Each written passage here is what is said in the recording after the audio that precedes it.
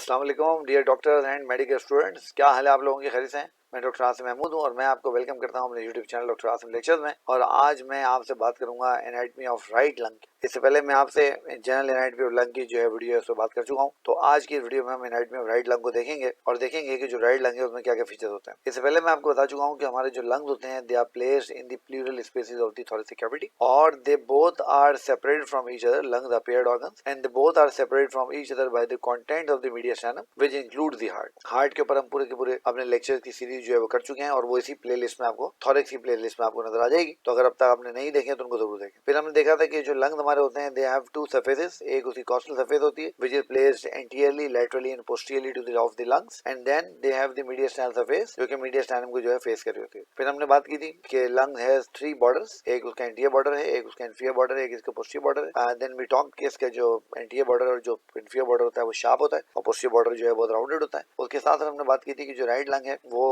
बड़ा है left lung के मुकाबले में, क्योंकि उसकी कार्डियक नॉच जो है लेफ्ट लंग की उसने हार्ट को एडजस्ट करने के लिए अपने आप को थोड़ा सा छोटा किया। ठीक है, तो ये सारी बातें ऑलरेडी हम लोग जो है उसमें कर चुके हैं। अब हम चलते हैं और राइट लंग की जो पर्टिकुलर एनाटॉमी है उसकी बात जो है वो हम शुरू करते हैं। बेटा जब हम राइट लंग को देखते हैं तो राइट लंग में we have two lobes and three fissures और इसमें आप क्लियर देख रहे हैं कि जो राइट लोब लंग है इसमें ये देखें ये इसका अपर लोब है। Now this is the inferior lobe and this is the middle lobe. अब आप देख रहे हो कि ये upper lobe, middle lobe and inferior lobe they both are separated from each other by two fissures. ये एक आपको हॉरिजॉन्टल फिशर नजर आ रहा है ये and this is the oblique fissure. ठीक है, तो ये दो जो है आपको यहाँ पे फिशर जो है वो नजर आ रहे हैं। ठीक बेटे, ओके। अब जब हम इसको देखते हैं आगे चल के तो हमें ये बात यहाँ पर समझ में आती है। ये देखें, तो ये जितनी बातें मैंने आपसे की हैं सारी मैंने यहाँ पर लिख भी दी हैं। तो आप चाहें तो यहाँ पर इसके स्क्रीन को रोक के इसको पॉज करके इसके स्क्रीनशॉट ले लें और ये नोट्स अपने बना लें तो ये सारा काम आपका हो जाए। ठीक बेटे, ओके। अब जब हम देखते हैं पोजीशन हमारे हॉरिजॉन्टल फिशर की, ऑब्लिक फिशर की, तो जब आप देखेंगे तो ये देखें, ये मैंने आपके लिए यहाँ पर ये एक लगा रखा है। ये देखिए, तो जब आप ऑब्लिक फिशर की पोजीशन देखना चाहते हैं तो आप पोस्टीरियरली स्टार्ट करते हैं from the spine of the T4 vertebrae और उसके बाद आप फिफ्थ इंटरकॉस्टल स्पेस से क्रॉस करते हुए जाते हैं और फिफ्थ इंटरकॉस्टल स्पेस से क्रॉस करते हुए आप आगे की तरफ चले जाते हैं। जैसे आप यहाँ पर जा रहे हैं तो ये आप आगे की तरफ चले जाते हैं और आपकी जो मिड एक्सियल लाइन होती है वहां तक आप चले जाते हैं। Now this is the position of the oblique fissure of the right lung. अच्छा, इसको जब हम देखते हैं और उसको हम कंपेयर करते हैं किसके साथ, हमारे